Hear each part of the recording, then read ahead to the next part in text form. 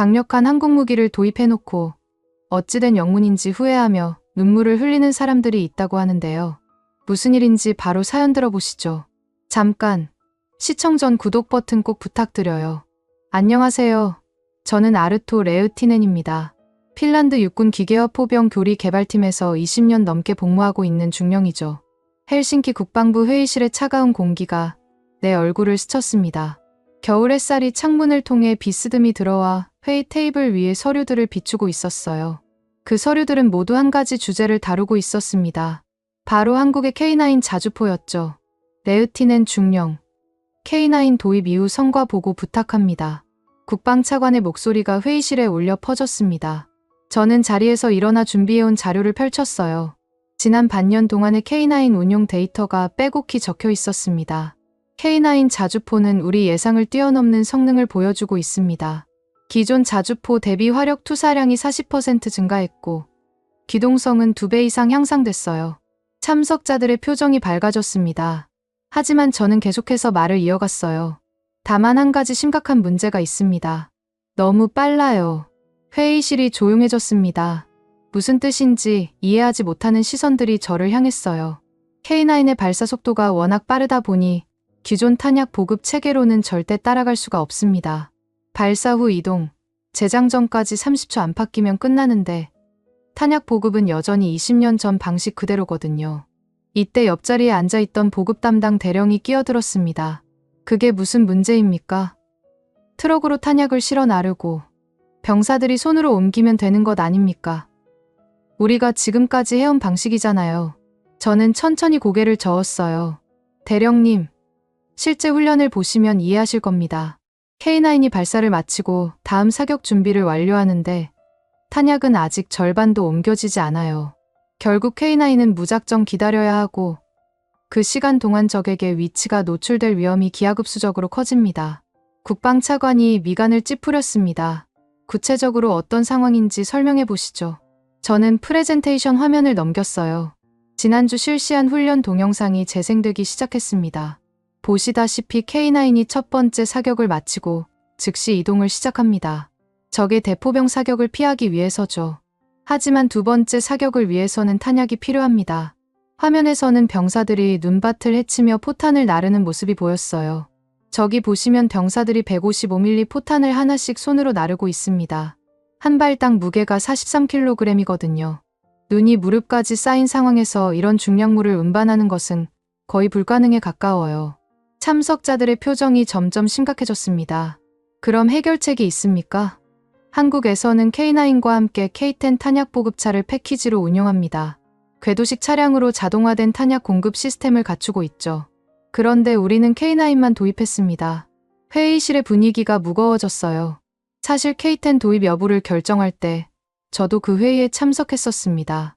그때 저는 핀란드의 혹독한 기후와 험준한 지형을 고려할 때 궤도식 탄약 보급차는 불필요하다고 판단했었어요. 예산도 큰 문제였고요. 당시 K10을 제외한 판단 근거가 있었을 것 아닙니까? 국방차관의 질문에 저는 잠시 침묵했습니다. 그리고 천천히 입을 열었어요. 네, 여러 근거가 있었습니다. 첫째, 핀란드의 혹독한 추위와 험준한 지형에서 궤도 차량의 운용이 어려울 것이라는 판단이었습니다. 둘째, 예산이 너무 타이트했어요. K9 도입만으로도 국방 예산에 상당한 부담이 되고 있었거든요. 저는 잠시 말을 멈추고 회의실을 둘러봤습니다. 하지만 실제 운용해보니 그 판단들이 모두 틀렸다는 것을 인정해야겠습니다. 이런 상황은 비단 핀란드만의 문제가 아니었어요. 폴란드도 정확히 같은 어려움을 겪고 있었습니다. 폴란드는 동쪽에서 벌어지고 있는 전쟁이 시작된 후 보유하고 있던 구식, 자주포들을 대부분 우크라이나에 지원물자로 보냈거든요. 그리고 자국 포병 전력은 새로 도입한 K9으로 완전히 교체했죠. 폴란드 대통령은 나토 정상회의에서 한국 무기체계의 놀라운 성능에 대해 극찬을 아끼지 않았습니다. 특히 K9 자주포가 실전에서 보여준 효과에 대해 매우 구체적으로 설명했어요. 그 영향으로 유럽 여러 나라들이 한국 무기체계에 깊은 관심을 갖기 시작했고 핀란드도 그중 하나였습니다. 우리도 반드시 도입해야 한다. 당시 국방부 내부의 분위기였어요. 러시아와 1340km의 긴 국경을 맞대고 있는 핀란드로서는 강력한 포병 전력이 국가 생존에 직결되는 문제였거든요. 그래서 K9 도입이 신속하게 결정됐지만 K10은 예산 부족과 운용 환경의 특수성을 이유로 제외됐습니다. 첫 번째 실전 훈련이 실시된 건 K9 도입 후 한 달쯤 뒤였어요. 북부 라플란드 지역의 훈련장에서 진행됐는데 기온이 영하 25도까지 떨어진 혹독한 조건이었습니다. 눈이 무릎까지 쌓인 상황에서도 K9은 정말 놀라운 성능을 보여줬어요. 표적 포착, 발사 준비 완료. 포수의 외침과 함께 K9의 155mm 포구에서 엄청난 화염이 터져 나왔습니다. 포탄이 하얀 하늘을 가르며 날아가는 모습은 장관이었어요. 그리고 즉시 이동을 시작했습니다. 눈밭에서도 시속 60km의 놀라운 속도로 기동하는 모습은 정말 인상적이었습니다. 와, 이게 한국 기술이구나. 훈련을 지켜보던 젊은 장교들이 감탄사를 연발했어요. 기존에 운용하던 구식 자주포와는 차원이 다른 성능이었거든요. 두 번째 표적, 재장전 준비. 하지만 여기서 문제가 시작됐어요. K9은 이미 다음 사격을 위한 모든 준비를 마쳤는데 탄약은 아직 절반도 옮겨지지 않았습니다. 병사들이 눈밭을 헤치며 43kg짜리 포탄을 하나씩 나르는 모습을 보면서 저는 깊은 한숨을 쉬었어요. 이게 뭐 하는 거야? 현장 지휘관의 짜증 섞인 목소리가 들렸습니다. K9은 이미 준비를 마쳤는데 탄약을 기다리느라 10분 넘게 한자리에 멈춰 있어야 했거든요. 훈련이 끝난 후 현장 지휘관들과 평가 회의를 가졌습니다. 모든 참석자들의 의견이 일치했어요.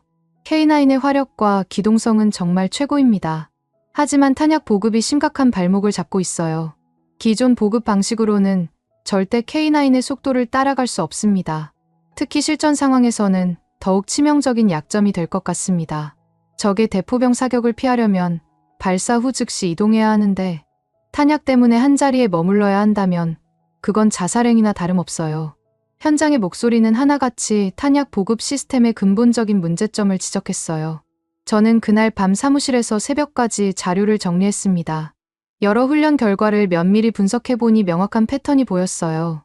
K9의 빠른 발사 속도와 기동성을 기존의 수동적인 보급 방식이 전혀 따라가지 못한다는 것이었죠. 일주일 후 실시된 두 번째 훈련에서는 더욱 심각한 문제가 드러났습니다. 연속 사격 상황을 가정한 훈련이었는데 탄약 보급 지연으로 K9이 무려 15분 동안 대기하는 상황이 벌어졌거든요. 이게 무슨 전투냐? 훈련을 지켜보던 포병 대대장이 분노를 터뜨렸습니다.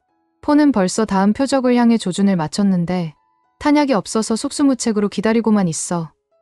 실전이었으면 벌써 적 포병에게 위치가 완전히 노출돼서 끝장났을 거야. 그의 말이 정확했어요.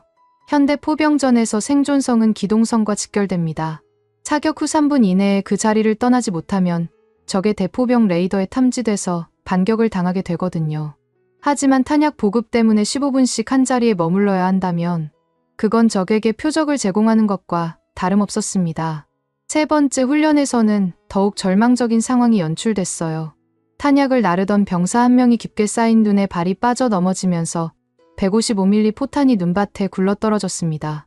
다행히 신관이 해제된 상태라 폭발하지는 않았지만 자칫 대형 사고로 이어질 뻔한 아찔한 순간이었어요. 이런 식으로는 절대 안 됩니다. 훈련 후 평가회의에서 저는 단호하게 말했습니다.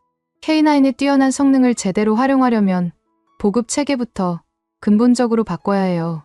한국에서는 K10이라는 궤도식 탄약 보급차를 K9과 함께 패키지로 운용한다고 들었습니다. 하지만 참석자들의 반응은 여전히 시큰둥했어요. 또 예산 문제가 생기는 것 아닙니까? 기존 방식을 좀 더 효율적으로 개선하면 해결될 문제 아닌가요? 트럭을 한 대 더 투입하고 인력을 늘리면 되지 않을까요? 저는 깊은 답답함을 느꼈습니다. 아무리 기존 방식을 개선하고 인력을 늘려도 근본적인 한계는 극복할 수 없거든요. 사람 손으로 43kg의 포탄을 눈밭에서 하나씩 나르는 속도와 자동화된 기계 시스템이 연속적으로 공급하는 속도는 비교 자체가 무의미했으니까요. 그날 밤 저는 오랫동안 고민에 빠졌습니다. 과연 내가 K10 도입을 반대했던 판단이 옳았을까? 예산과 운용 환경만 고려하고 실제 작전 효율성은 간과했던 게 아닐까? 여러 복잡한 생각들이 머릿속을 어지럽게 만들었어요. 며칠 후 국방부에서 긴급 회의 소집 통보가 왔습니다.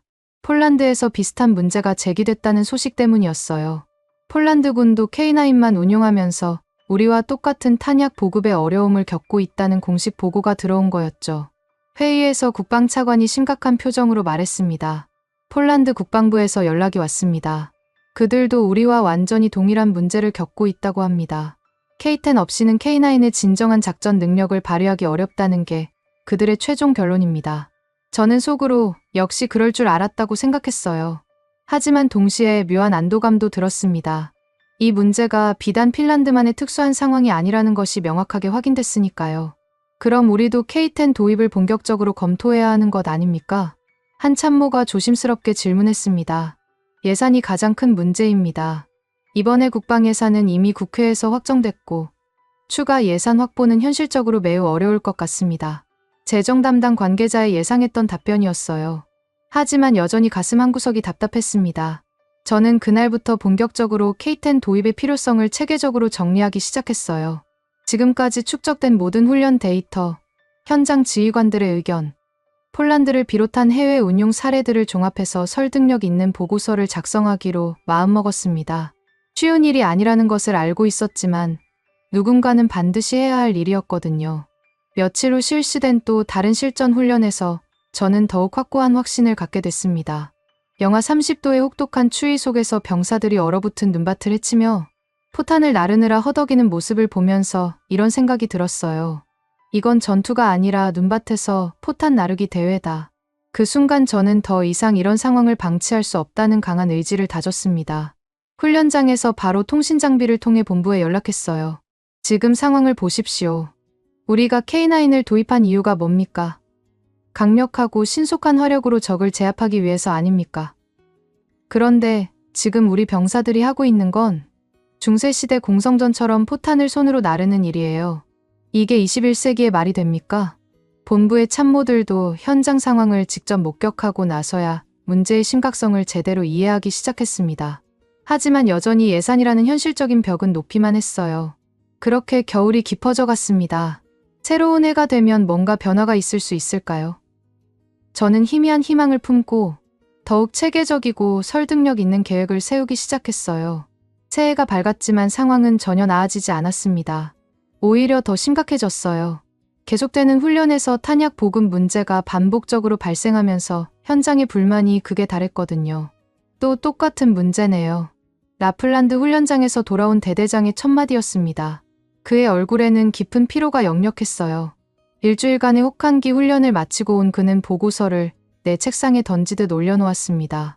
중령님, 이번에는 정말 심각했어요. K9이 첫 번째 사격을 마치고 진지 변환을 완료했는데 탄약 보급팀이 도착하기까지 무려 20분이 걸렸습니다. 저는 보고서를 펼쳐보며 한숨을 쉬었어요. 예상했던 내용이었지만 실제로 보니 더욱 절망적이었습니다. 20분이면 적 대포병 레이더에 완전히 노출되는 시간이죠. 맞습니다. 실전이었다면 우리 K9은 벌써 적의 포탄 세례를 받았을 거예요. 그날 오후에 열린 포병교리 회의는 더욱 험악한 분위기였습니다. 여러 부대에서 올라온 보고서들이 모두 같은 내용을 담고 있었거든요. 도대체 뭐가 문제입니까? 국방부 작전참모부장이 짜증을 내며 물었습니다. K9은 세계 최고 수준의 자주포라고 했는데 왜 이런 문제가 계속 발생하는 겁니까? 저는 자리에서 일어나 칠판에 그림을 그리기 시작했어요. 문제는 K9 자체가 아닙니다. K9의 성능은 정말 훌륭해요. 문제는 우리 보급 체계가 K9의 속도를 전혀 따라가지 못한다는 겁니다. 칠판에 K9과 기존 탄약 보급 차량의 작업 시간을 비교한 도표를 그렸습니다. 보시다시피 K9은 사격 준비부터 발사, 진지 변환까지 총 30초면 끝납니다. 하지만 기존 방식으로 탄약을 보급하려면 최소 15분이 필요해요. 이 시간 차이가 문제의 핵심입니다. 회의실이 조용해졌습니다. 누구나 알고 있던 문제였지만 이렇게 구체적으로 수치화해서 보니 더욱 심각성이 와 닿았나 봐요. 그럼 해결책이 있습니까? K10을 도입해야 합니다. 제가 단호하게 답하자 회의실 분위기가 다시 무거워졌어요. 또 예산 이야기군요. 재정 담당관이 시큰둥하게 말했습니다. 예산도 예산이지만 정말 필요한 겁니까? 기존 방식을 개선하면 안 되나요? 이때 뒤쪽에 앉아있던 한 대령이 손을 들었습니다. 실례지만 K10을 왜 처음에 도입하지 않았습니까? 한국에서는 K9과 K10을 패키지로 판매한다고 들었는데요. 순간 회의실의 모든 시선이 저에게 집중됐습니다. 가장 듣기 싫었던 질문이었어요. 왜냐하면 K10 도입을 반대했던 핵심 인물이 바로 저였거든요. 당시 여러 가지 요인을 고려한 결과였습니다. 저는 조심스럽게 말을 시작했어요. 첫째, 핀란드의 혹독한 기후 조건에서 궤도식 차량의 운용이 어려울 것이라고 판단했습니다. 둘째, 우리의 지형적 특성상 기존 바퀴식 차량으로도 충분할 것이라고 생각했어요. 셋째, 예산 제약이 있었습니다. 그런데 지금 보니 그 판단이 틀렸다는 거군요. 날카로운 질문이 날아왔습니다. 저는 잠시 침묵했다가 고개를 끄덕였어요. 네, 인정합니다. 실제 운용 결과를 보니 당시 판단이 잘못되었다는 것을 받아들일 수밖에 없습니다. 회의실이 술렁거렸습니다. 중령이 공개적으로 자신의 실수를 인정하는 경우는 드물거든요. 그럼 지금이라도 K10을 도입해야 하는 것 아닙니까? 그게 문제입니다. 국방부 측에서는 여전히 소극적인 입장이거든요. 며칠 후 국방부 고위 간부들과의 비공식 만남이 있었습니다. 골프장 클럽하우스에서 열린 모임이었는데 분위기는 생각보다 편안했어요. 레으티넨 중령, K10 이야기 많이 들었습니다. 국방차관이 커피를 마시며 말했습니다. 현장에서는 정말 필요한 겁니까? 네, 절실합니다. 지금 상황으로는 K9의 진정한 성능을 발휘할 수 없어요. 예산이 문제인데 어떻게 해결할 방법이 있을까요? 저는 준비해온 자료를 꺼냈습니다. 몇 가지 방안을 생각해봤습니다. 첫째, 단연도 예산으로 분할 도입하는 방법이 있어요. 둘째, 다른 노후 장비 교체 예산을 일부 전용하는 것도 가능할 것 같고요. 검토해볼 만하네요. 하지만 국방차관의 표정은 여전히 확신이 서지 않는 듯했어요. 그때 폴란드에서 소식이 들려왔습니다. 폴란드도 결국 K10 도입을 고려하고 있다고 하더군요. 폴란드도 우리와 같은 문제를 겪고 있군요. 정보담 장관이 보고했습니다. 네, 그들도 K9만 운용하면서 탄약 보급에 상당한 어려움을 겪고 있다고 합니다. 특히 우크라이나의 구형 자주포를 모두 지원하고 난 후 더욱 문제가 부각되고 있어요. 그럼 폴란드의 해결책은 뭡니까? 일단 임시방편으로 자체 개발한 보급 시스템을 사용하고 있지만 효율성에 한계가 있다고 합니다. 결국 K10 도입이 불가피하다는 결론에 도달했어요. 이 소식은 우리에게 중요한 의미가 있었습니다. K9을 운용하는 모든 국가가 같은 문제를 겪고 있다는 것이 확인됐거든요. 저는 이 기회를 놓치지 않고 K10 도입 주장을 담은 상세한 메모를 작성하기 시작했습니다. 제목은 K9만 있는 전투는 의미가 없다였어요. 메모에는 지금까지 수집한 모든 데이터를 담았습니다. 훈련 결과, 현장 의견, 해외 사례, 그리고 무엇보다 실전에서의 생존성 분석을 자세히 기술했어요. 현재 우리의 K9 운용 방식으로는 실전에서 생존할 수 없습니다. 메모의 핵심 내용이었어요. 적의 대포병 사격을 피하려면 사격 후 3분 이내에 진지를 이탈해야 합니다. 하지만 현재 탄약 보급 방식으로는 15분 이상 한 자리에 머물러야 해요. 이는 K9을 적에게 내주는 것과 다름없습니다. 메모를 완성한 후 저는 국방부 주요 간부들에게 배포했습니다. 반응은 제각각이었어요. 일부는 공감했지만 여전히 예산 문제를 들어 소극적인 입장을 보이는 사람들이 많았습니다. 그런 가운데 반가운 소식이 들려왔습니다. 한국에서 K9 도입국 장교들을 대상으로 하는 병기 운용 교리 세미나를 개최한다는 것이었어요. 이번 기회에 직접 가서 확인해보는 게 어떨까요? 국방차관이 제안했습니다. 한국의 실제 운용 사례를 보고 오면 우리 상황에 맞는 해결책을 찾을 수 있을 것 같은데요. 저는 즉시 동의했습니다. 이론적인 검토보다는 실제 현장을 보는 것이 훨씬 도움이 될 것 같았거든요. 그럼 레으티넨 중령이 대표단 일원으로 참석하시죠. 네, 기꺼이 가겠습니다. 한국 방문이 확정되자 저는 설레면서도 긴장됐습니다. 과연 한국에서는 어떤 방식으로 K9과 K10을 운용하고 있을까? 우리가 겪고 있는 문제들에 대한 해답을 찾을 수 있을까? 출발 전날 밤, 저는 오랫동안 자료를 정리했습니다. 한국에서 확인해야 할 사항들을 목록으로 만들었어요. 첫째, K10의 실제 운용 효율성. 둘째, 혹한기 조건에서의 성능. 셋째, 험준한 지형에서의 기동성. 넷째, 유지보수의 편의성. 다섯째, 비용 대비 효과. 이 모든 것들을 직접 확인하고 싶었습니다. 비행기 안에서 저는 계속 생각했어요. 만약 한국에서도 우리와 같은 문제를 겪고 있다면 어떡하지? 아니면 정말로 K10이 모든 문제를 해결해준다면? 여러 가지 시나리오를 머릿속으로 그려보면서 한국 땅을 밟게 됐습니다.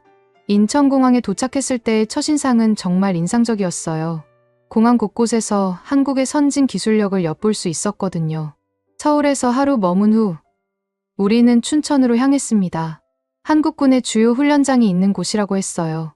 버스로 이동하는 동안 창밖으로 보이는 한국의 겨울 풍경은 핀란드와 비슷하면서도 달랐습니다. 여기도 꽤 춥네요. 동행한 다른 장교가 말했습니다. 네. 하지만 우리보다는 따뜻할 것 같은데요.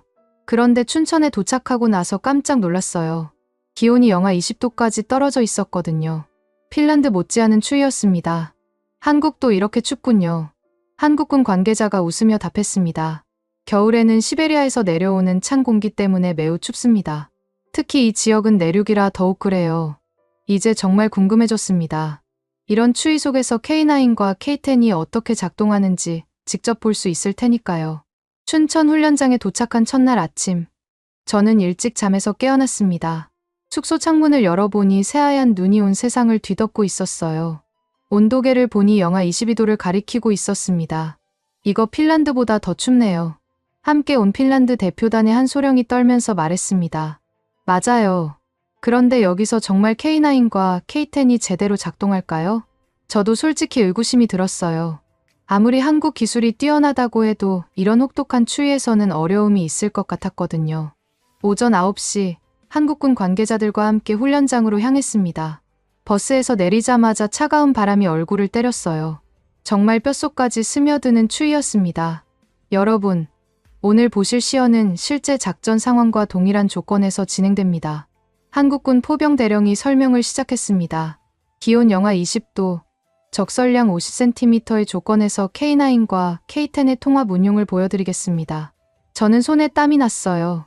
드디어 우리가 그토록 궁금해했던 K10의 실제 성능을 볼 수 있게 된 거였거든요. 저기 보이는 것이 K9 자주포이고 그 옆에 있는 것이 K10 탄약 보급차입니다. 한국군 관계자가 가리키는 방향을 봤는데 정말 인상적이었어요. 두 차량이 나란히 서 있는 모습만으로도 뭔가 완성된 시스템이라는 느낌이 들었습니다. 먼저 K9의 기본 탄약 적재량에 대해 설명드리겠습니다. 한국군 관계자가 계속 설명했어요. K9은 내부에 48발의 155mm 포탄을 적재할 수 있습니다. 이는 약 10분간의 집중 사격이 가능한 양이죠. 그럼 그 탄약을 모두 소진하면 어떻게 되나요? 핀란드 대표단 중 한 명이 질문했습니다. 바로 그때 K10의 진가가 발휘됩니다. K10에는 추가로 104발의 포탄이 적재되어 있어요. 지금부터 실전 시나리오를 시작하겠습니다. 적 진지 발견, 지속적인 화력 지원 요청 상황입니다. 한국군 지휘관의 명령이 떨어지자 K9이 움직이기 시작했습니다. 눈밭에서도 놀라운 속도로 기동하더니 사격 진지에 도착해서 순식간에 사격 준비를 완료했어요. 표적 포착, 집중 사격 시작, 그리고 K9이 연속 사격을 시작했습니다. 분당 6발의 속도로 포탄이 연달아 발사되는 모습은 정말 압도적이었어요. 화염과 소음이 눈밭을 가득 채웠습니다. 와, 저 속도로 쏘면 금세 탄약이 떨어지겠네요. 옆에 있던 핀란드 장교가 놀라서 말했습니다. 그의 말이 맞았어요. K9은 약 8분간의 집중 사격 후 내부 탄약을 모두 소진했습니다. 내부 탄약 소진, K10 탄약 보급 시작, 그리고 이제 진짜 놀라운 장면이 펼쳐졌습니다. K10에서 자동화된 크레인과 컨베이어 시스템이 작동하기 시작한 거예요. 저거 봐요. 자동으로 탄약이 옮겨지고 있어요. K10의 기계식 크레인이 포탄을 들어 올려 K9의 탄약실로 정확히 투입하는 모습이었습니다. 사람 손이 전혀 필요 없었어요. 이게 뭐야? 저는 무의식 중에 중얼거렸습니다. 우리가 핀란드에서 병사들이 눈밭을 헤치며 15분씩 걸려서 하던 탄약 보급이 여기서는 완전히 자동화되어 있었거든요. 탄약 보급 완료. 사격 재개. K9이 다시 연속 사격을 시작했습니다. 내부 탄약이 떨어져도 K10 덕분에 화력이 전혀 중단되지 않았어요. 이건 완전히 다른 게임이다. 저는 감탄사를 내뱉을 수밖에 없었습니다. 지금까지 우리가 겪고 있던 모든 문제가 한 번에 해결되는 모습을 보고 있었거든요. 한국군 관계자가 추가 설명을 했습니다. K10의 탄약 보급 속도는 분당 12발입니다. K9의 최대 발사 속도인 분당 6발보다 2배 빠르죠. 따라서 K9이 계속 사격해도 탄약이 부족할 일이 없어요. 정말 놀랍네요. 저는 진심으로 감탄했습니다.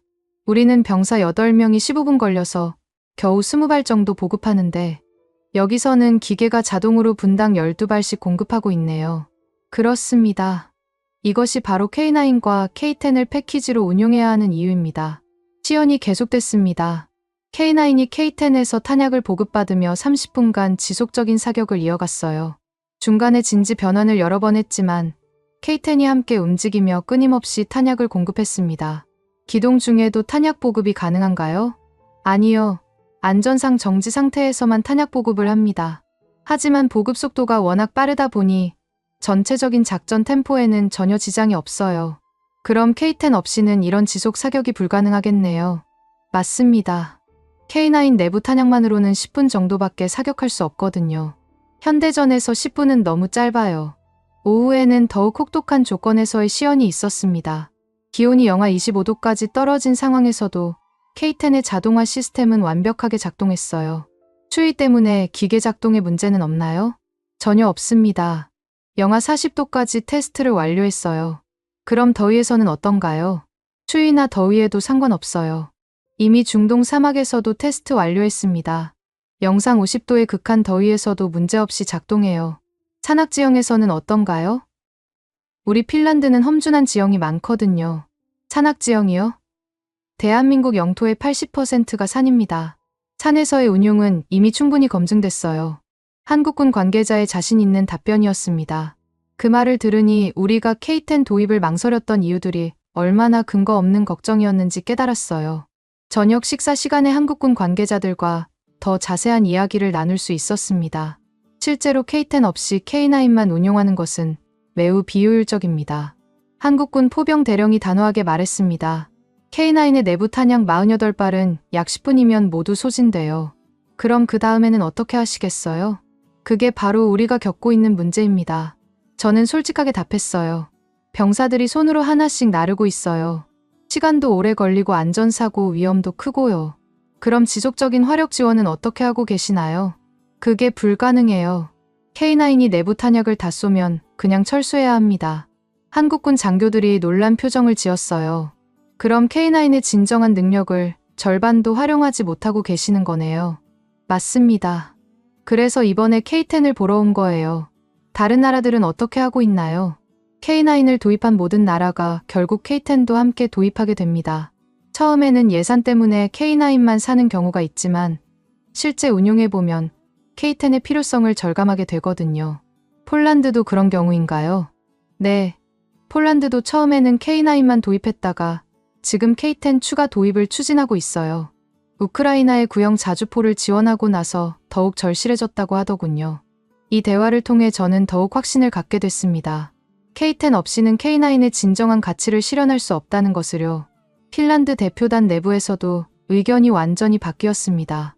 이거 우리도 반드시 도입해야 할 것 같은데요. 동감입니다. 지금까지 본 것만으로도 충분히 확신이 서네요. K9만으로는 현대전을 치를 수 없다는 것이 명확해졌어요. 마지막 날 아침에는 야간 작전 시연도 참관할 수 있었습니다. 어둠 속에서도 K10의 자동화 시스템이 완벽하게 작동하는 모습은 정말 인상적이었어요. 이제 완전히 이해가 됩니다. 저는 동행한 핀란드 장교들에게 말했습니다. 우리가 지금까지 겪었던 모든 어려움이 K10 없이는 해결될 수 없다는 것을요. 동감입니다. 이번 방문으로 확신이 섰어요. 그럼 돌아가서 적극적으로 K10 도입을 추진해야겠네요. 핀란드로 돌아가는 비행기 안에서 저는 상세한 보고서를 작성하기 시작했습니다. 이번 방문에서 확인한 모든 내용을 빠짐없이 기록하고 싶었거든요. 보고서의 핵심 내용은 이랬습니다. K9의 내부 탄약 48발은 집중 사격 시 10분 내에 소진된다. 이후 지속적인 화력 지원을 위해서는 K10의 104발 탄약이 절대적으로 필요하다. K10의 자동화된 탄약 보급 시스템은 분당 12발의 속도로 K9의 탄약을 공급할 수 있어 현대전의 요구사항을 완벽히 충족한다. 인천공항을 떠나면서 저는 마음속으로 다짐했습니다. 이번에는 반드시 K10 도입을 성사시키겠다고요. 한국에서 본 것들이 너무나도 명확한 증거였거든요. 하지만 핀란드에 돌아가서도 여전히 넘어야 할 산이 많다는 것을 알고 있었습니다. 예산 문제, 관료들의 보수적인 사고, 그리고 무엇보다 제가 처음에 K10 도입을 반대했다는 부담감까지요. 그래도 이제는 확신이 있었습니다. 한국에서 본 K10의 성능은 그 어떤 반대 논리도 무력화시킬 수 있을 만큼 압도적이었거든요. 헬싱키 공항에 도착했을 때 핀란드의 차가운 공기가 얼굴을 스쳤지만 마음은 뜨거웠습니다. 한국에서 본 K10의 놀라운 성능이 머릿속에서 떠나질 않았거든요. 공항에서 집으로 가는 길에 저는 계속 생각했어요. 어떻게 하면 이 경험을 설득력 있게 전달할 수 있을까? 다음 날 아침, 국방부 회의실에서 한국 방문 보고회가 열렸습니다. 국방차관을 비롯해 주요 간부들이 모두 참석했어요. 저는 준비해온 프레젠테이션 자료를 펼치며 심호흡을 했습니다. 한국 방문 결과를 보고드리겠습니다. 저는 차분하게 시작했어요. 먼저 결론부터 말씀드리면 K10 없이는 K9의 진정한 성능을 발휘할 수 없다는 것을 확실히 확인했습니다. 회의실이 조용해졌습니다. 모든 참석자들이 집중하고 있었어요. K9은 내부에 48발의 포탄을 적재할 수 있습니다. 하지만 집중 사격 시 이 탄약은 10분 내에 모두 소진됩니다. 그 이후에는 K10의 104발 추가 탄약이 절대적으로 필요해요. 국방차관이 끼어들었습니다. 그럼 우리 방식으로는 10분 후에 어떻게 되는 겁니까? 현재 우리 방식으로는 사실상 사격을 중단해야 합니다. 병사들이 손으로 탄약을 나르는데 15분 이상 걸리니까요. 15분이면 적에게 완전히 노출되는 시간이네요. 맞습니다. 하지만 K10이 있으면 분당 12발의 속도로 자동 보급이 가능합니다. 저는 한국에서 촬영한 동영상을 재생했습니다. K10의 자동화된 크레인 시스템이 포탄을 정확히 K9으로 이송하는 모습이 화면에 나타났어요. 보시다시피 사람 손이 전혀 필요 없습니다. 완전히 자동화되어 있어요. 참석자들의 표정이 점점 진지해졌습니다. 기후 조건은 어땠습니까? 영하 25도였습니다. 우리보다 더 추웠어요. 하지만 전혀 문제없이 작동했습니다. 지형은 어떻더라? 한국은 국토의 80%가 산악지대입니다. 우리보다 더 험준한 조건에서도 K9과 K10이 완벽하게 연동되고 있었어요. 저는 계속해서 한국에서의 경험을 상세히 설명했습니다. 그리고 마지막에 이렇게 말했어요. 지형도 기후도 한국이 더 혹독합니다. 그런데도 K9과 K10 패키지가 완벽하게 작동하고 있어요. 우리가 걱정했던 모든 요소들이 이미 해결된 상태였습니다. 하지만 여전히 벽에 부딪혔습니다. 예산이 문제입니다. 재정 담당관이 말했습니다. 올해 예산은 이미 확정됐고 추가 예산 확보는 현실적으로 어려워요. 기존 시스템을 개선하면 안 될까요? 또 다른 참석자가 질문했습니다. 저는 답답함을 느꼈어요. 아무리 설명해도 예산이라는 현실적인 벽은 높았습니다. 그때 뜻밖의 소식이 들려왔습니다. 폴란드에서 공식적으로 K10 도입을 결정했다는 소식이었어요. 다만 KF-21 전투기 도입을 위해 예산을 비축해두고 있어서 당장은 K10 도입을 미룬다는 입장이었습니다. 폴란드도 결국 K10의 필요성을 인정한 거네요. 국방차관이 말했습니다. 네. 그들도 우리와 똑같은 문제를 겪었다고 합니다. 저는 이 기회를 놓치지 않았어요. 폴란드뿐만 아니라 K9을 운용하는 모든 국가가 같은 결론에 도달했습니다. K10 없이는 K9의 진정한 능력을 발휘할 수 없다는 것을요. 그날 회의는 결론 없이 끝났습니다. 하지만 저는 포기하지 않았어요. 개별적으로 주요 간부들을 만나 설득 작업을 계속했습니다. 며칠 후 예상치 못한 변화가 생겼습니다. 일부 장군들이 K10의 필요성에 공감하기 시작한 거예요. 레으티넨 중령, 한국 방문 보고서를 읽어봤습니다. 포병 준장이 저를 개별적으로 불렀어요. 내용이 상당히 설득력 있더군요. 특히 K10의 자동화 시스템 부분이 인상적이었습니다. 감사합니다, 장군님.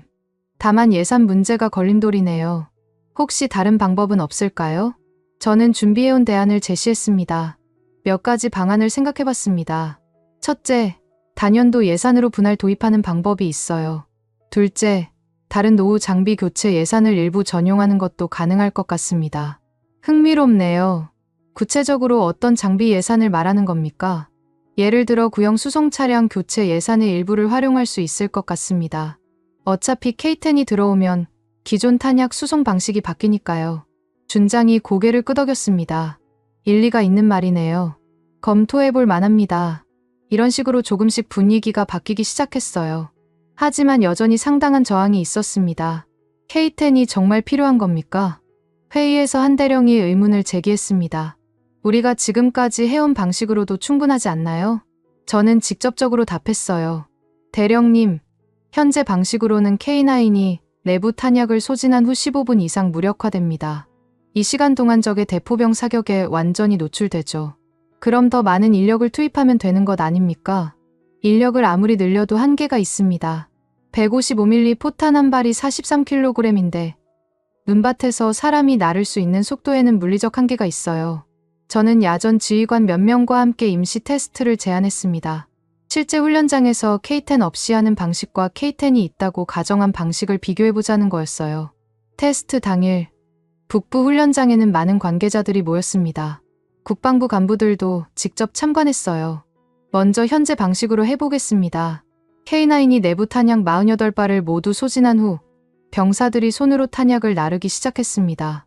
영하 20도의 추위 속에서 43kg의 포탄을 옮기는 모습은 정말 힘들어 보였어요. 시간 측정 시작. 10발의 포탄을 옮기는데 걸린 시간은 18분이었습니다. 이제 K10이 있다고 가정하고 해보겠습니다. 이번에는 지게차를 이용해서 K10의 자동 보급 시스템을 흉내냈어요. 물론 완전히 같을 수는 없었지만 대략적인 속도 차이는 확인할 수 있었습니다. 와, 차이가 엄청나네요. 참관한 장군이 감탄했습니다. 같은 10발을 옮기는데 걸린 시간이 3분이었거든요. 이 정도 차이면 전투 효율성이 완전히 달라지겠네요. 맞습니다. 실전에서는 이 시간 차이가 생사를 가를 수 있어요. 테스트 결과를 본 참관자들의 반응이 확연히 달라졌습니다. 이론적인 설명보다는 직접 보는 것이 훨씬 설득력이 있었거든요. 그런데 그날 저녁 뜻밖의 일이 생겼습니다. 집에 도착하니 딸이 기다리고 있었어요. 아버지, 집에 오셨네요. 응, 엘리사, 무슨 일이야? 딸의 표정이 뭔가 특별해 보였어요. 평소와 다른 긴장감이 느껴졌습니다. 아버지, 저 소개할 사람이 있어요. 갑자기 분위기가 급반전됐습니다. 저는 깜짝 놀랐어요. 소개할 사람? 네. 제가 만나고 있는 사람이에요. 딸이 부끄러워하며 말했습니다. 언제부터 만났는데? 한 6개월 정도 됐어요. 정말 좋은 사람이에요. 저는 복잡한 심정이었습니다. 딸이 성인이 된 지 오래였지만 아버지 입장에서는 아직도 어린아이 같았거든요. 어떤 사람인데? 내일 저녁에 집에 모시고 올게요. 직접 만나보시면 좋으실 거예요. 그날 밤 저는 잠을 이루지 못했습니다. K10 도입 문제로도 머리가 복잡한데 딸의 연인까지 만나게 됐으니까요. 다음 날 저녁 딸이 한 남자를 데리고 왔습니다. 키가 크고 단정한 인상의 동양인이었어요. 아버지, 최상민이에요. 안녕하세요. 레으티넨 중령님. 최상민입니다. 그의 핀란드어는 상당히 유창했습니다. 하지만 억양을 들어보니 한국인인 것 같았어요. 한국 분이시군요. 네, 맞습니다. 한국에서 왔어요. 처음에는 문화적 거리감이 느껴졌습니다. 딸이 한국인과 만나고 있다는 사실이 좀 낯설었거든요. 어떤 일을 하시나요? 지금은 헬싱키 대학교에서 연구하고 있습니다. 기계공학 박사과정이에요. 기계공학이요? 갑자기 관심이 생겼습니다. 네. 특히 군용 차량의 자동화 시스템을 연구하고 있어요. 이 말을 듣고 저는 깜짝 놀랐습니다. 혹시 군 경험이 있으신가요? 네. 한국 육군에서 복무했습니다. 어떤 부대에서요? 11사단 포병대대에서 K9 조종수로 복무했어요. 순간 저는 말을 잃었습니다. 이게 무슨 우연의 일치인지. K9 조종수셨다고요? 네. 2년간 K9을 운용했습니다. 저는 흥분을 감추지 못했어요. 바로 제가 지금 고민하고 있는 문제의 전문가가 딸의 연인이었던 거였거든요. 그럼 K10도 아시겠네요? 물론입니다. K9과 K10은 떼어놓을 수 없는 관계죠. 그 순간 저는 이 만남이 단순한 우연이 아닐 수도 있다는 생각이 들었어요. K9과 K10이 떼어놓을 수 없는 관계라니. 구체적으로 어떤 뜻인가요? 저는 최상민에게 더 자세히 물어봤습니다. 처음에 느꼈던 문화적 거리감은 어느새 사라지고 순수한 호기심과 전문적 관심이 그 자리를 차지했어요. 중령님, 실전에서 K9만 있으면 정말 곤란해집니다. 최상민이 진지한 표정으로 답했습니다. K9의 내부 탄약 48발은 집중 사격하면 정말 금세 떨어져요. 분당 6발씩 쏘면 8분이면 끝이거든요. 그럼 그 다음에는 어떻게 하죠? 바로 그때 K10이 필요한 거예요. K10 없이는 K9이 그냥 철덩어리가 되어버려요. 딸 엘리사가 우리 대화를 신기한 듯 지켜보고 있었습니다. 아버지, 상민 오빠가 군대에서 정말 열심히 했었대요. 그래? 어떤 일들을 했는데? 저는 최상민을 향해 물었어요. 주로 K9의 사격 통제를 담당했습니다. 표적 탐지부터 사격, 그리고 진지 이탈까지 모든 과정을 직접 경험했어요. 실제 작전 상황에서도 운용해봤나요? 네. 여러 차례 실사격 훈련에 참여했습니다. 그때마다 느꼈던 건데 K10 없이는 진짜 불가능해요. 최상민이 구체적인 사례를 들어 설명했습니다. 한 번은 연대 차원의 대규모 사격 훈련이 있었거든요. 적 기갑부대 침입 상황을 가정한 훈련이었는데 30분간 지속 사격을 해야 했어요. 30분이면 K9 내부 탄약으로는 절대 불가능하겠네요. 맞습니다. 그때 K10이 얼마나 고마웠는지 몰라요. 사격 중간중간에 자동으로 탄약을 보급해주니까 화력이 전혀 끊어지지 않았거든요. 저는 점점 더 집중하게 됐습니다. 이론적으로만 알고 있던 내용을 실제 경험담으로 듣게 되니까 훨씬 생생했거든요. K10의 자동 보급 시스템은 어떤가요? 정말 사람 손이 필요 없나요? 완전히 자동화되어 있어요. 조종수가 버튼 하나만 누르면 크레인이 작동해서 포탄을 정확히 K9의 탄약실로 옮겨줍니다. 속도는 어느 정도나 되나요? 분당 12발까지 가능해요. K9의 최대 발사 속도가 분당 6발이니까 여유가 있죠. 저는 감탄할 수밖에 없었어요. 지금까지 우리가 고민했던 모든 문제들이 이미 해결된 상태였던 거였거든요. 그럼 혹독한 기후에서는 어떤가요? 우리 핀란드는 겨울이 정말 춥거든요. 한국도 겨울에는 영하 20도까지 떨어져요. 그런 추위에서도 K10은 문제없이 작동했습니다. 정말인가요? 네, 저희도 혹한기 훈련을 여러 번 했는데 K10의 기계식 시스템은 추위에 전혀 영향받지 않았어요. 이 대화를 통해 저는 지금까지 쌓인 모든 의문이 해소되는 느낌이었습니다. 상민 씨, 혹시 K10 없이 K9만 운용하는 경우도 봤나요? 초기 도입 시기에 잠깐 그런 적이 있었어요. 정말 답답했죠. 어떤 점이 가장 문제였나요? 화력의 지속성이 떨어져요. K9이 내부 탄약을 소진하고 나면 그냥 기다려야 하거든요. 실전에서는 절대 있어서는 안 될 일이죠. 그때 저는 딸에게 물어봤습니다. 엘리사, 상민 씨와는 어떻게 만났는데? 헬싱키 대학교 도서관에서 만났어요. 제가 북유럽 문학 연구하는 거 아시잖아요. 상민 오빠는 기계공학 논문 쓰러 왔다가 우연히 알게 됐어요. 그래서 6개월간 만나온 거구나. 네. 상민 오빠는 정말 성실하고 똑똑해요. 그리고 무엇보다 진실해요. 딸의 말을 들으니 최상민에 대한 신뢰가 더욱 깊어졌습니다. 상민 씨, 한국군의 K9 운용 철학은 어떤가요? 효율성을 최우선으로 생각해요. 모든 시스템이 신속하고 정확하게 작동하도록 설계되어 있거든요. 구체적으로 어떤 점에서 그런가요? 예를 들어 사격 준비부터 발사까지 30초 이내에 완료해야 해요. 그리고 발사 후 3분 이내에 진지를 이탈해야 하고요. 왜 그렇게 빨라야 하나요? 적의 대포병 레이더에 탐지되지 않기 위해서예요. 현대전에서는 사격 위치가 노출되면 즉시 반격을 당하거든요. 저는 고개를 끄덕였습니다. 이론적으로는 알고 있었지만 실제 경험자의 말을 들으니 더욱 실감났어요. 그럼 탄약 보급도 그 시간 안에 이뤄져야 하는 거네요? 맞습니다. K9은 속도가 생명입니다. 탄약이 안 따라오면 그냥 철덩어리예요. 최상민의 이 말이 저에게는 강한 인상을 남겼습니다. 정확히 우리가 겪고 있는 문제를 한마디로 요약한 말이었거든요. 상민 씨 말을 들어보니 더욱 확신이 서네요. K10이 절대적으로 필요하다는 것이. 중령님도 K10 도입을 추진하고 계신가요? 네. 지금 그 문제로 고민이 많아요. 현장에서는 절실하게 필요하다고 하는데 예산 문제 때문에 쉽지 않거든요. 예산이 문제라면 장기적으로 보면 오히려 K10이 더 경제적일 수도 있어요. 어떤 의미인가요? K10이 있으면 탄약 보급에 필요한 인력을 대폭 줄일 수 있거든요. 그리고 보급 차량도 기존보다 적게 필요하고요. 저는 이 부분에 특히 관심이 생겼어요. 구체적으로 어느 정도나 줄일 수 있나요? 기존의 탄약 보급팀 8명이 필요했다면 K10이 있으면 2명이면 충분해요. 차량도 반으로 줄일 수 있고요. 그럼 인건비나 유지비 측면에서는 오히려 절약이 되는 거네요. 맞습니다. 초기 도입 비용은 크지만 장기적으로는 더 경제적이에요. 이 대화를 통해 저는 새로운 관점을 얻게 됐습니다. 지금까지는 K10의 도입 비용만 생각하고 있었는데 운용 비용까지 고려하면 오히려 이득일 수 있다는 것이었어요. 창민 씨, 혹시 다른 나라의 K9 운용 사례도 아시나요? 네, 터키나 인도 같은 나라들의 사례를 들어본 적이 있어요. 모두 K9과 K10을 패키지로 도입했더라고요. 왜 그럴까요? K9만으로는 현대적인 포병 작전을 수행할 수 없다는 것을 모든 나라가 인정하고 있어서 그런 것 같아요. 저는 점점 더 확신을 갖게 됐습니다. 이제 딸의 연인이라는 개인적 관계를 떠나서 최상민을 K10 도입의 강력한 증인으로 생각하게 된 거였어요.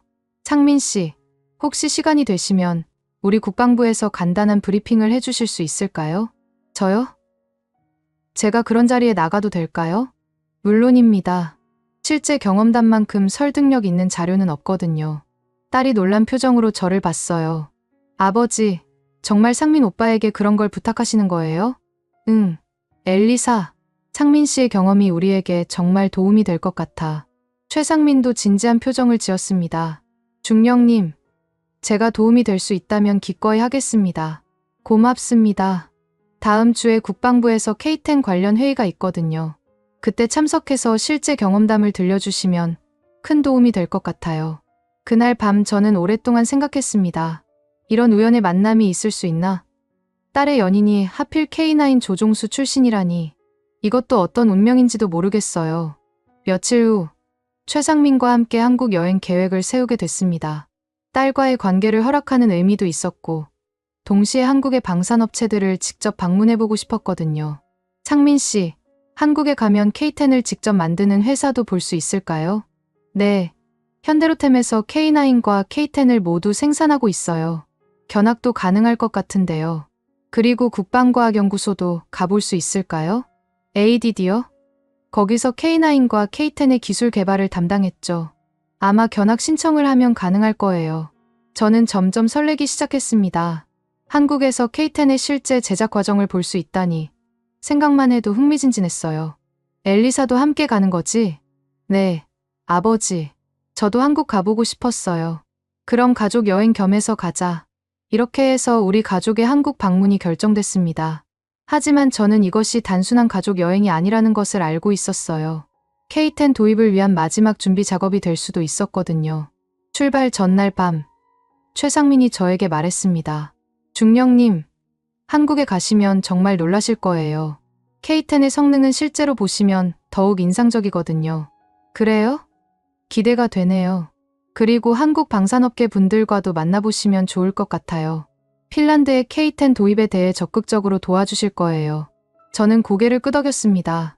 이번 한국 방문이 K10 도입의 전환점이 될 수 있을 것 같았거든요. 인천공항에 도착한 순간부터 한국의 역동적인 에너지가 느껴졌습니다. 최상민이 가족처럼 우리를 맞아주는 모습을 보니 마음이 따뜻해졌어요. 그의 부모님도 공항까지 마중 나와주셨거든요. 아버님, 어머님께 인사드리세요. 최상민이 저희를 소개했습니다.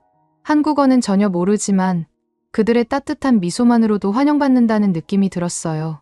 레으티넨 중령님, 한국에 오신 것을 환영합니다. 최상민의 아버지가 영어로 인사했습니다. 초대해 주셔서 감사합니다. 호텔에서 하루 쉰 후 본격적인 일정이 시작됐습니다. 먼저 국방과학연구소를 방문하기로 했어요. 대전에 위치한 국방과학연구소는 정말 인상적이었습니다. 첨단 기술의 집약체라는 느낌이 들었어요. 여기서 K9과 K10의 핵심 기술이 개발됐습니다. 연구소 관계자가 설명했습니다. K10의 자동화 시스템도 여기서 만들어진 거죠? 네. 특히 탄약 자동 장전 시스템은 우리의 독자 기술입니다. 연구소 내부를 둘러보니 정말 놀라웠어요. 각종 첨단 장비와 연구 시설들이 가득했거든요. 이 시스템의 핵심은 정밀도입니다. 한 연구원이 설명했습니다. 43kg의 포탄을 정확히 0.1m 오차 내에서 K9의 탄약실로 투입해야 하거든요. 정말 정밀하네요. 네. 그래서 개발하는 데 5년이 걸렸습니다. 연구소에서 K10의 설계 도면과 작동 원리를 자세히 설명받을 수 있었어요. 지금까지 외부에서만 보던 것을 내부 구조까지 알게 되니 더욱 감탄스러웠습니다. 혹시 다른 나라에서도 비슷한 시스템을 개발하려고 시도한 적이 있나요? 몇몇 나라에서 시도했지만 성공하지 못했습니다. 기술적 난이도가 상당히 높거든요. 그럼 K10은 세계에서 유일한 시스템인가요? 맞습니다. 현재로서는 K10과 같은 성능의 자동 탄약 보급 시스템은 한국이 유일합니다. 이 말을 듣고 저는 더욱 확신을 갖게 됐어요. 우리가 도입하려는 것이 세계 최고 수준의 기술이라는 것을 확인했거든요. 다음 날에는 현대로템 창원 공장을 방문했습니다. 실제로 K9과 K10이 생산되는 현장을 볼 수 있었어요. 저기서 K10의 크레인 시스템을 조립하고 있습니다. 공장 관계자가 설명했습니다. 거대한 공장 내부에서 K10의 각 부품들이 조립되는 모습은 정말 장관이었어요. 수많은 엔지니어들이 정밀하게 작업하고 있었습니다. 한 대를 완성하는데 얼마나 걸리나요? 약 6개월 정도 소요됩니다. 워낙 정밀한 시스템이라서 조립 과정도 신중하게 진행해야 해요. 품질 관리는 어떻게 하시나요? 각 단계마다 엄격한 테스트를 거칩니다. 특히 자동화 시스템은 수천 번의 반복 테스트를 통과해야 해요. 공장 견학을 마치고 나서 최상민이 말했습니다. 중령님, 어떠세요? 직접 보니까 느낌이 다르죠? 정말 놀랍습니다. 이 정도 수준의 기술력이라면 우리 핀란드 군의 모든 요구사항을 충족할 수 있을 것 같아요. 그럼 이제 K10 도입 추진에 더욱 확신이 서시겠네요. 네. 이제는 의심의 여지가 없어요. 그날 저녁, 최상민의 부모님 댁에서 가족 모임이 있었습니다. 한국의 전통 가정 분위기를 직접 체험할 수 있었어요. 상민이가 핀란드에서 좋은 사람 만나서 다행입니다. 최상민의 어머니가 딸 엘리사의 손을 잡으며 말했습니다. 저희도 상민 씨를 만나게 되어 정말 기뻐요. 딸이 수줍게 답했습니다. 식사 중에 최상민의 아버지와 군 이야기를 나눌 수 있었어요. 그분도 예비역 대령이셨거든요. 한국군의 K9 운용 경험은 어떤가요? 매우 만족스럽습니다. 특히 K10과 함께 운용할 때의 효과는 정말 놀랍더군요. 핀란드에서도 K10 도입을 추진하고 계시다면서요? 네. 하지만 예산 문제로 쉽지 않은 상황입니다. 예산이라는 게 참 어려운 문제죠.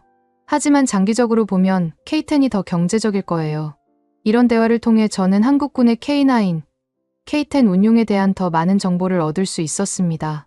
마지막 날에는 방산업체 관계자들과의 공식 미팅이 있었어요. 한국 측에서 핀란드의 K10 도입에 대해 적극적인 관심을 보였습니다. 핀란드는 한국의 중요한 파트너입니다. 한국 방산업체 대표가 말했습니다. K10 도입에 관해서는 최대한 협력하겠습니다. 구체적으로 어떤 협력이 가능한가요? 우선 기술 이전을 포함한 패키지 딜이 가능합니다. 그리고 현지 생산이나 유지 보수 지원도 고려할 수 있어요. 가격 면에서는 어떤가요? 핀란드와의 장기적 파트너십을 고려해서 최대한 합리적인 조건을 제시하겠습니다.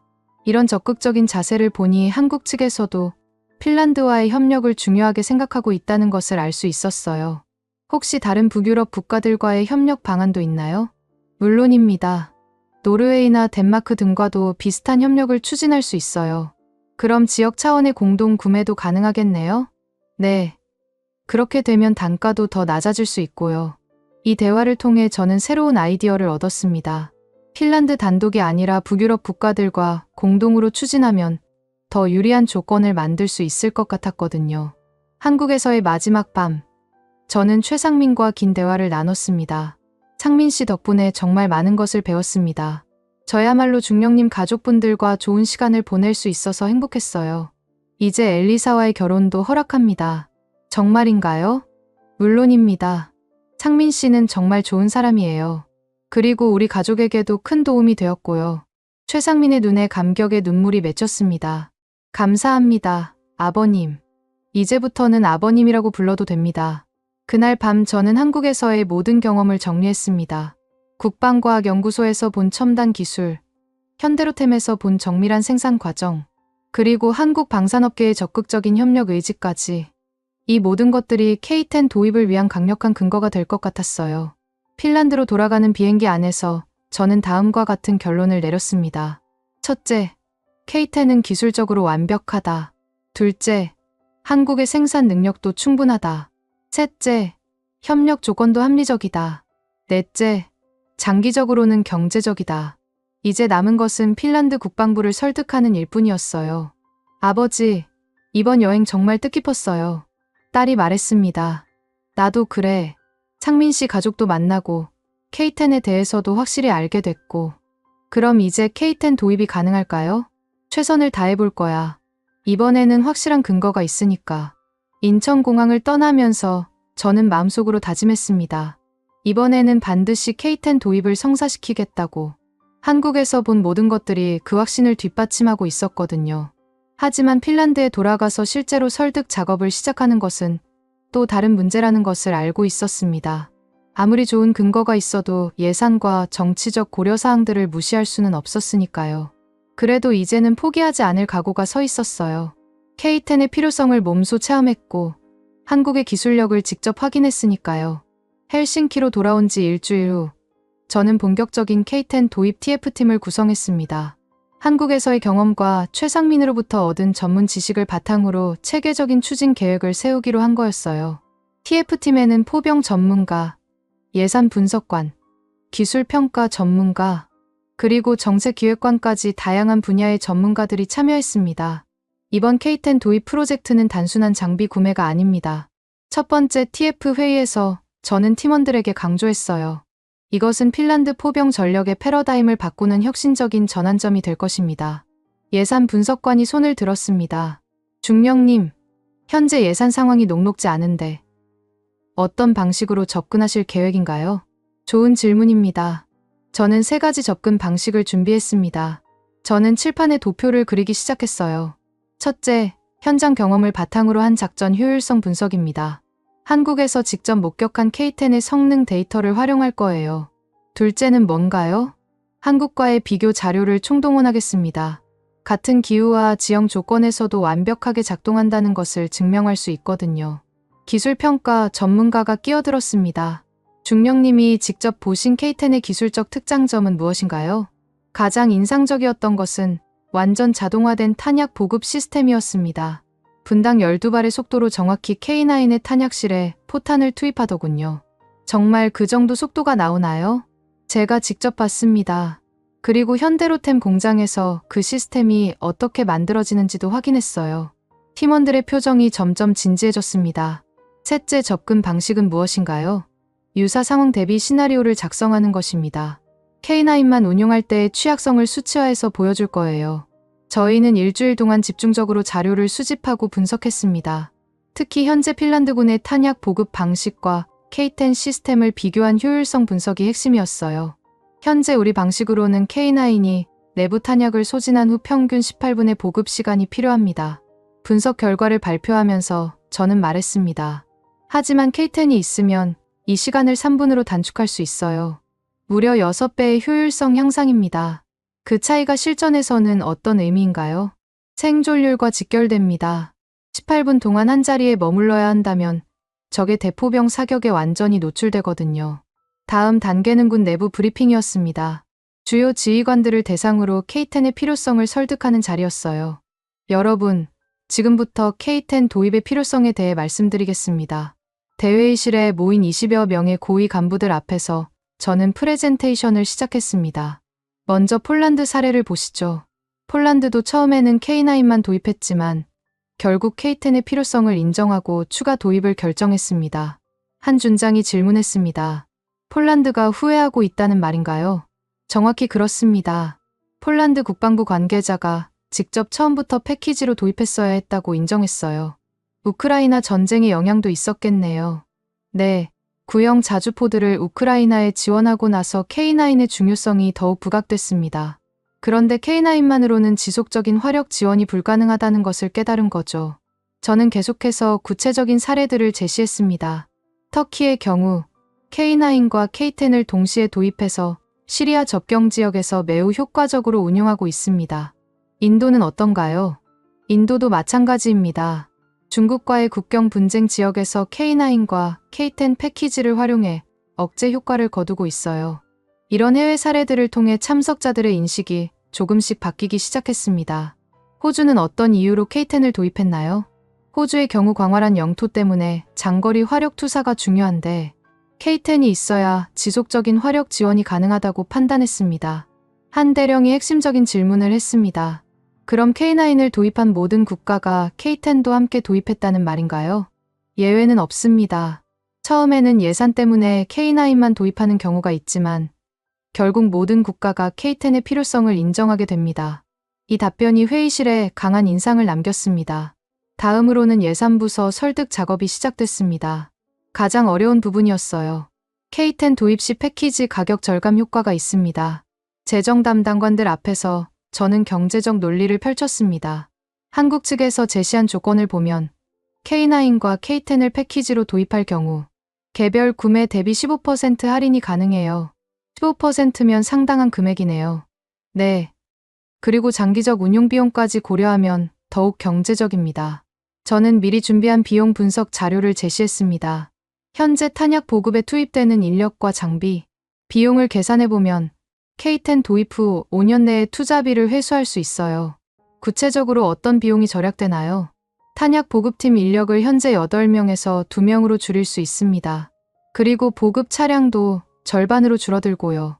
재정 담당관들도 점점 관심을 보이기 시작했습니다.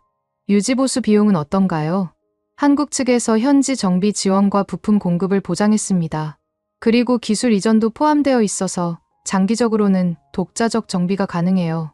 이런 경제적 논리들이 예산부서의 마음을 움직이기 시작했습니다. 마침내 국방위원회에서 K10 도입안이 심의에 상정되는 날이 왔습니다. 저는 몇 주간 준비한 모든 자료를 정리해서 최종 발표를 준비했어요. 존경하는 국방위원회 위원 여러분, K10 탄약보급차 도입안에 대해 보고드리겠습니다. 국회 국방위원회 회의실은 긴장감으로 가득했습니다. 현재 우리가 운용 중인 K9 자주포는 세계 최고 수준의 성능을 보유하고 있습니다. 하지만 K10 없이는 그 성능의 절반도 발휘할 수 없는 상황입니다. 한 위원이 질문했습니다. 구체적인 근거가 있습니까? 네. 저는 한국에서 직접 K9과 K10의 통합 운용을 목격했습니다. 그리고 폴란드를 비롯한 여러 도입국들의 사례도 확인했어요. 저는 준비한 동영상을 재생했습니다. 한국 춘천 훈련장에서 촬영한 K10의 자동 탄약 보급 장면이었어요. 보시다시피 완전 자동화된 시스템이 분당 12발의 속도로 정확히 탄약을 공급하고 있습니다. 위원들의 표정이 놀라움으로 바뀌었습니다. 이 정도 속도면 현재 우리 방식과는 차원이 다르네요. 맞습니다. 현재 우리 방식으로는 18분 걸리는 일을 3분 만에 해결할 수 있어요. 또 다른 위원이 예산에 대해 질문했습니다. 도입 비용은 어느 정도 되나요? 초기 투자비는 상당하지만 장기적으로는 오히려 경제적입니다. 운용비 절감과 효율성 향상을 고려하면 5년 내 투자비 회수가 가능해요. 국방위원회 심의는 3시간 동안 계속됐습니다. 다양한 질문과 답변이 오갔지만 전반적인 분위기는 긍정적이었어요. 심의가 끝난 후 위원장이 말했습니다. K10 도입의 필요성은 충분히 인정됩니다. 다만 예산 확보 방안을 더 구체적으로 검토한 후 최종 결정하겠습니다. 이는 사실상 도입 승인을 의미하는 것이었어요. 그날 저녁 언론에서도 관심을 보이기 시작했습니다. 핀란드군, 한국과 더 가까워지나? 주요 일간지의 헤드라인이었어요.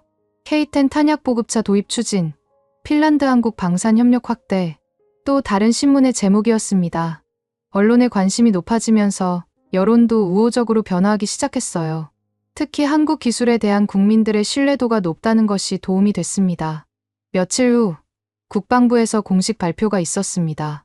핀란드 국방부는 K10 탄약 보급차 도입을 위한 예산 확보에 착수한다고 발표했습니다. 당장 도입이 이뤄지지는 않지만 추후 예산이 확보되면 도입할 예정이라는 공식 입장이었어요. 저는 마침내 목표를 달성한 것 같은 기분이었습니다. 비록 즉시 도입은 아니지만 원칙적인 승인을 받은 것만으로도 큰 성과였거든요. 그날 밤 집에 돌아가니 딸과 최상민이 기다리고 있었습니다. 아버지, 뉴스 봤어요. 정말 축하드려요. 상민 씨 덕분이에요. 상민 씨가 없었다면 불가능했을 일이죠. 저는 별로 한 일이 없는데요. 아니에요. 상민 씨의 경험담이 가장 강력한 증거가 됐거든요. 이제 K10 도입을 위한 첫 번째 관문을 통과한 셈이었습니다. 앞으로도 해결해야 할 과제들이 많지만 가장 어려운 부분은 넘긴 것 같았어요. 무엇보다 핀란드와 한국 간의 방산 협력이 한 단계 더 발전할 수 있는 기회가 만들어진 것이 뿌듯했습니다. 국방위원회 승인을 받은 지 2달 후 마침내 놀라운 소식이 들려왔습니다. 한국에서 K10 시험 운용을 위해 일대를 대여해주겠다는 제안이 온 거였어요. 정말인가요? 저는 한국 대사관에서 온 전화를 받고 깜짝 놀랐습니다. 네, 현대로템과 한국 정부에서 핀란드의 K10 도입 검토를 위해 특별히 3개월간 시험 운용 기회를 제공하기로 했습니다. 조건이 있나요? 전혀 없습니다. 순수하게 성능 검증을 위한 것이에요. 다만 시험 결과 보고서는 공유해 주시면 감사하겠습니다. 이는 정말 예상치 못한 호의였습니다. 보통 이런 고가의 군사 장비를 무상으로 대여해 주는 경우는 거의 없거든요. 언제 도착할 예정인가요? 다음 주 화요일 헬싱키 항구에 도착할 예정입니다. 한국 기술진 3명도 함께 와서 초기 설정과 교육을 담당할 거예요. 소식을 들은 국방부 간부들도 흥분을 감추지 못했습니다. 이제 진짜 K10의 성능을 확인할 수 있겠네요. 국방차관이 말했습니다. 네. 이번 기회에 철저하게 테스트해 보겠습니다. 저는 즉시 시험 운용을 위한 특별팀을 구성했어요. 포병 전문가, 정비 담당자, 그리고 성능평가 전문가들로 팀을 꾸렸습니다. K10이 도착한 날, 헬싱키 항구에는 많은 관계자들이 모였습니다. 컨테이너에서 나온 K10을 처음 본 순간, 저는 다시 한번 감탄할 수밖에 없었어요. 역시 실물로 보니까 더 인상적이네요. 함께 온 포병 대령이 말했습니다. 한국에서 봤을 때와 똑같아요. 정말 정교한 설계예요. 한국에서 온 기술진들이 친절하게 설명해줬습니다. 이 K10은 최신 버전입니다. 몇 가지 개선된 기능들이 추가되어 있어요. 어떤 부분이 개선됐나요? 탄약 장전 속도가 기존 분당 10발에서 12발로 향상됐고 자동 조준 시스템도 더 정밀해졌습니다. 이틀간의 기본 교육을 마친 후 드디어 라플란드 훈련장에서 첫 번째 시험 운용이 시작됐습니다. 그날의 기온은 영하 28도였습니다. 핀란드의 전형적인 혹한기 날씨였어요. 이런 추위에서도 정말 작동할까요? 젊은 포병 장교가 걱정스럽게 물었습니다. 한국에서도 비슷한 조건에서 테스트했다고 하니까 괜찮을 거예요. 저는 확신에 찬 목소리로 답했습니다. K9과 K10이 나란히 배치되자 마치 한 몸처럼 보였습니다. 정말 완벽한 조합이라는 생각이 들었어요. 시험 사격 시작. K9이 내부 탄약으로 첫 번째 집중 사격을 시작했습니다. 분당 6발의 속도로 연속 사격하는 모습은 여전히 장관이었어요. 8분 후 K9의 내부 탄약이 모두 소진됐습니다. K10 탄약 보급 시작. 그리고 정말 놀라운 일이 벌어졌습니다. 영하 28도의 혹독한 추위에서도 K10의 자동화 시스템이 완벽하게 작동했어요. 와, 정말 되네요. 기계식 크레인이 정확히 포탄을 집어 올려 K9의 탄약실로 투입하는 모습을 보면서 모든 참관자들이 탄성을 질렀습니다. 시간 측정 결과 20발 보급 완료까지 정확히 2분 50초 걸렸습니다. 우리가 평소에 18분 걸리는 일을 3분도 안 되어 끝냈네요. 훈련을 지켜본 지휘관들의 반응이 뜨거웠습니다. 이거 완전히 게임 체인저네요. 맞아요. 이제 진짜 현대적인 포병 운용이 가능해질 것 같아요. 두 번째 주에는 더욱 혹독한 조건에서 시험했습니다. 눈보라가 치는 상황에서도 K10은 완벽하게 작동했어요. 시계가 거의 안 보이는 상황에서도 자동으로 탄약을 보급하네요. GPS와 센서 시스템이 워낙 정밀해서 날씨에 영향받지 않나 봐요. 세 번째 주에는 야간 작전을 시험해봤습니다. 완전한 어둠 속에서도 K10의 성능은 변함없었어요. 적외선 카메라와 레이저 측정 시스템 덕분에 밤에도 정확하게 작동하는군요. 정말 완벽한 시스템이에요. 한 달간의 집중적인 시험 운용 결과 모든 항목에서 만점에 가까운 성과가 나왔습니다. 시험 보고서 작성을 위한 회의에서 저는 말했습니다. 이번 시험을 통해 확실히 알 수 있었습니다. K10 없이는 K9의 진정한 능력을 발휘할 수 없다는 것을요. 구체적인 수치로는 어떻게 나왔나요? 화력 지속성이 기존 대비 600% 향상됐습니다. 그리고 탄약 보급 시간은 85% 단축됐고요. 생존성 측면에서는 어떤가요? 적 대포병 사격에 노출되는 시간이 15분에서 3분으로 줄어들었습니다. 이는 생존 확률을 대폭 높이는 결과예요. 군 내부의 반응도 완전히 바뀌었습니다. 이걸 왜 이제야 도입하려고 하는 거야? 한 준장이 농담 반 진담 반으로 말했습니다. 처음부터 K9과 K10을 함께 도입했어야 했어. 그때는 예산 문제도 있었고 필요성에 대한 확신도 부족했죠. 저는 솔직하게 답했습니다. 하지만 이제는 모든 의구심이 해소됐어요. 시험 운용 성공 소식이 알려지면서 언론의 관심도 더욱 높아졌습니다. 핀란드군 K10 시험 운용 대성공, 한국 기술력 다시 한번 입증, 핀란드 한국 방산 협력, 새로운 전기 맞아. 여러 신문들이 앞다투어 보도했어요. K10 시험 운용 결과를 바탕으로 저는 공식 보고서를 작성했습니다. K10 탄약 보급차 도입 필요성 최종 보고서. 보고서에는 3개월간의 모든 시험 결과가 상세히 기록되어 있었어요. 결론적으로 K-10은 핀란드군의 포병 전력을 획기적으로 향상시킬 수 있는 핵심 장비입니다. 보고서의 마지막 문장이었어요. 이 보고서를 받아본 국방부 고위 간부들의 반응은 일치했습니다. 더 이상 망설일 이유가 없네요. 예산 확보에 최우선 순위를 두겠습니다. 마침내 국방부에서 한국과의 포병교리 협력 MOU 체결을 공식 발표했습니다. 핀란드 국방부는 한국과 포병 무기체계 운용 교리 협력에 관한 양해각서를 체결한다고 발표했습니다. MOU 체결식에서 국방장관이 직접 발표했어요. K-10 도입은 당장 이뤄질 수는 없지만 예산이 확보되는 대로 즉시 추진할 예정입니다.